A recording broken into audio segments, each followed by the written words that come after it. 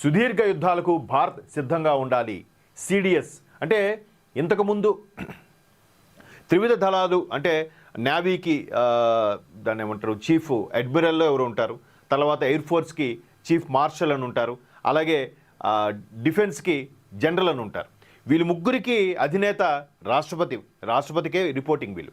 So ఆ రాష్ట్రపతికి వీళ్ళ ముగ్గురికి మధ్యలో 3 త్రివిధ దళాలకు కూడా ఒక అధిపతి పెట్టాలని చెప్పి భాజపా ప్రభుత్వం ఎన్డీఏ గవర్నమెంటు రెండోసారి 2019 తర్వాత కంబైన్డ్ డిఫెన్స్ సర్వీస్ పేరుతో ఒక కంబైన్డ్ డిఫెన్స్ సర్వీస్ జనరల్ పేరుతో ఒక పదవిని క్రియేట్ చేసి పెట్టింది. దురదృష్టవశాత్తు ఫస్ట్ టైం దానికి ఎన్నికైన ఆయన పేరు గుర్తు రావట్లేదు. ఆయన బెంగళూరు నుంచి చెన్నై వెళ్తున్న హెలికాప్టర్లో దుర్మరణం పాలయ్యారు. దాని మీద కూడా చాలా అనుమానాలు ఉన్నాయి. ఇక పక్కన పెడితే ఇప్పుడు combined defence service Anil Chauhan గారు ఒక కీలకమైన వ్యాఖ్యలు చేశారు. ఈ బంగ్లాదేశ్లో జరిగిన ఘటనలు కానీ మొన్న ఆపరేషన్ సింధూర్కు సంబంధించి ఘటనలు చూస్తే అణుదేశాలైన చైనా, పాకిస్తాన్ నుంచి ముప్పు పొంచి ఉన్న వేళ combined defence service general Anil Chauhan గారు కీలక వ్యాఖ్యలు చేశారు. ఏంటట, ఉగ్రవాదము, సరిహద్దు వివాదాలు సవాలుగా ఉన్నాయని గుర్తు చేశారు. అంటే ఈ చైనా ఒకవైపు నుంచి ఇటు ఈశాన్య రాష్ట్రాల్లో నుంచి పొంచి మెల్లగా ఆక్రమించుకోవాలి, పాగా వేయాలని చూస్తోంది. మరోవైపు పాక్ ఆక్రమిత కాశ్మీర్ ఏదైతే ఉందో ఆ పాక్ ఆక్రమిత కాశ్మీర్ లోపల నుంచి చైనా ఒక బెల్ట్ని, హైవేని, వాళ్ళ ఒక మార్గాన్ని వేసుకుంటున్నారు పాకిస్తాన్కి. ఎందుకంటే పాకిస్తాన్ యొక్క పిచ్చి ఎదవ కాబట్టి, వాడికి అంత బుర్ర తక్కువ ఎదవ కాబట్టి చైనా వాడు ఏదో సాయం చేస్తున్నాడు అనుకొని వాడికి మెల్లగా ఇస్తున్నాడు. కానీ మనకి ఎవడైనా అప్పు ఇస్తున్నాడు అని అంటే ఊరికే అప్పు ఇస్తున్నాడా వాడు? మన ఇంటి పత్రాలు ఏవో పెట్టుకొని ఇస్తాడుగా. కొన్నాళ్ళకి మన అప్పు తెచ్చిపోతే ఏం చేస్తాడు? మన ఇంటిని జప్తు చేసి వాడు తీసుకుంటాడు. సో పాకిస్తాన్ మీద కన్ను పడింది చైనాది.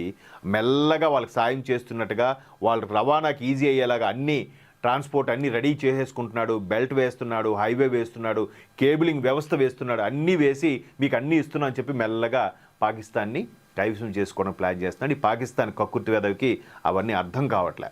సో అది ఒకవేళ మన పాక్ ఆక్రమిత కాశ్మీర్ మనం కైవసం చేసుకున్నా చైనా వాడికి ఇబ్బందే.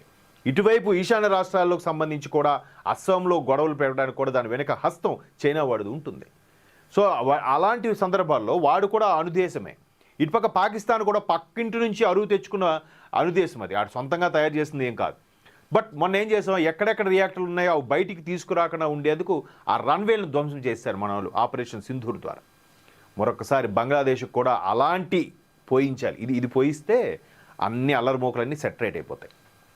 సో ఇట్లాంటి పొంచి ఉంది కాబట్టి మనం ఎప్పుడు సిద్ధంగానే ఉండాలని ఆయన ఒక ముంబైలో జరిగిన ఒక కార్యక్రమంలో ఆయన వీటిని వ్యాఖ్యలు చేశారు. అంటే ఎప్పుడు అప్రమత్తంగా ఉండాలి. నిజంగా సరిహద్దులో పనిచేసే జై జవాన్, నిజంగా జై జవాన్ జై కిసాన్, ఫుడ్ పెట్టే జై కిసాన్ జై జవాన్ లేకపోతే మనం ఎంత ప్రశాంతంగా ఉండలేం.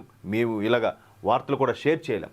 ఎందుకంటే మొన్న బంగ్లాదేశ్లో జరిగిన ఆ అల్లరిముఖల దాడుల్లో ఒక మీడియా పత్రిక మీద కానీ అలాగే ఒక నేషనల్ మీడియా ఛానల్ మీద కూడా ధ్వంసం చేసి ఒక 3-4 ఛానల్ ధ్వంసం చేశారండి బంగ్లాదేశ్. అంటే అక్కడ వార్తలు బయటికి వెళ్లకుండా ఉండడం కోసం. పిచ్చివాళ్ళు కాకపోతే సోషల్ మీడియా వేదిక వచ్చిన తర్వాత న్యూస్ పేపరు, శాటిలైట్ ఛానల్ అవసరమా?